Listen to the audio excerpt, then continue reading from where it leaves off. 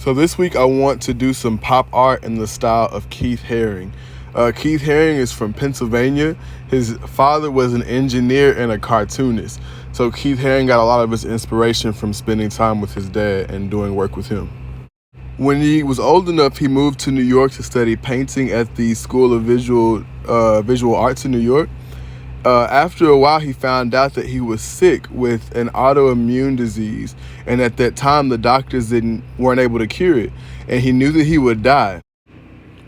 So as a result, he decided to make work that was centered around the disease in a way to educate people, and he also made posters too about the sickness, and the money that he made from those posters, he would donate to the doctors to help search for a cure.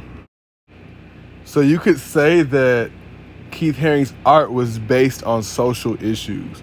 So social issue art is when the artist recognizes a particular social issue using art and creativity. So they use their creative skills to work within their community to affect change.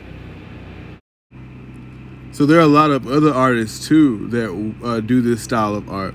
So I'm going to show you a few of the ones that I've seen. I do think that social issue art is some of the most important artwork that we have, because the function of art is to be able to change someone's perspective, because you see something one way, but other people may not. So it's your job as an artist to help them see what you see.